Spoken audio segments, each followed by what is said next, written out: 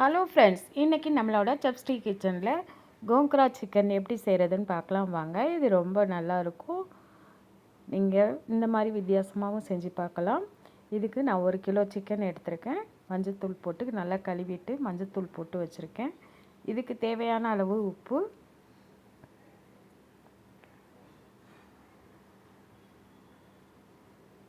Chicken masala 2 spoon, மஞ்சத்தூள் 1/2 spoon, பெரிய வெங்காயம் 2 கட் பண்ணது பொடியாக.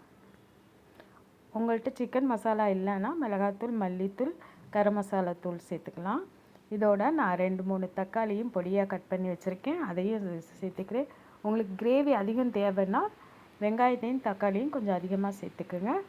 அதோட நான் கட் பண்ண கொத்தமல்லி, பச்சை மிளகாய் ஒரு 4 கீரி போட்டிருக்கேன். இது எல்லாத்தையும் இப்போ நல்லா மிக்ஸ் பண்ணிக்கலாம்.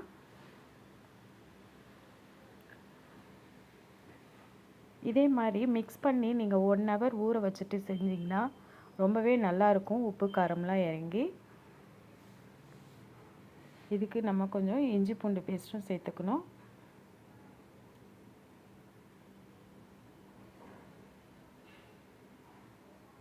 நல்லா மிக்ஸ் பண்ணிக்கோங்க. அப்போ தான் உப்பு காரம்லாம் நல்லா இறங்கும் அந்த சிக்கனில். இப்போ 1 டேபிள் ஸ்பூன் அளவு இஞ்சி பூண்டு பேஸ்ட்டு அதையும் சேர்த்துக்கலாம். அதையும் சேர்த்து நல்லா கிளறி விட்டுக்கலாம், பிசைஞ்சு விட்டுக்கலாம். இப்போ அதோட ஒரு 1/4 கப் அளவு எண்ணெய் சேர்த்து அதையும் நல்லா மிக்ஸ் பண்ணி விட்டுக்கலாம். இப்போ இதை மூடி போட்டு ஒரு 1 ஹவர் அல்லது 2 ஹவர்ஸ் நல்லா ஊற வச்சுருங்க. ரொம்பவே நல்லாயிருக்கும். இப்போ நான் ஒரு பெரிய சைஸ் கோங்கரா கட்டு எடுத்திருக்கேன், அதாவது புளிச்சக்கீரை. அதை பொடியாக கட் பண்ணி வச்சுருக்கேன். இப்போ ஒரு ஸ்டவ் ஆன் பண்ணி கடாயை வச்சு சிக்கனை வேக வச்சுக்கலாம். சிக்கனை நல்லா கிளறி விட்டு மூடி போட்டு வேக வைக்கணும்.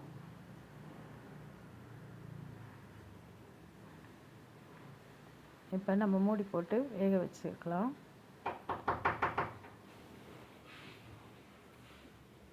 சிக்கனை நல்லா கிளறி விட்டு நல்லா வேக வச்சுக்கணும்.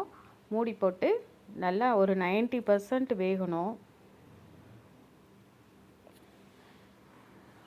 இது ரொம்பவே நல்லா இருக்கும்னு சொல்லுவாங்க இந்த சிக்கன். நீங்களும் ஒரு முறை இந்த மாதிரி செஞ்சு பாருங்கள். கோங்கரா சிக்கன் ரொம்பவே நல்லா இருக்கும். இப்போ பாருங்கள், நல்லா வெந்துருச்சு சிக்கன். இப்போ நம்ம கோங்கராவை பொடியாக கட் பண்ணி வச்சுருக்கோம், அதை சேர்த்து நல்லா மிக்ஸ் பண்ணி விட்டுக்கலாம். இதோட புளிப்பு, காரம் இதெல்லாம் சேர்ந்து ரொம்பவே நல்லாயிருக்கும். 5 நிமிஷத்தில் வெந்துடும். கோங்கராவும் நம்ம பொடியாக கட் பண்ணி போட்டதுனால சீக்கிரமே வெந்துடும். இப்போ பாருங்கள், நம்மளோட கோங்கரா சிக்கன் ரொம்பவே அருமையாக ரெடி ஆயிடுச்சு. இது மாதிரி நீங்களும் செஞ்சு பார்த்துட்டு எப்படி இருக்குன்னு கமெண்ட் பண்ணுங்கள். மறக்காமல் சேனலை சப்ஸ்கிரைப் பண்ணுங்கள். நன்றி, வணக்கம். இதுபோல் மேலும் பல புதிய சுவைகளில் சமையல் அறிமுகமாகும். நன்றி, வணக்கம்.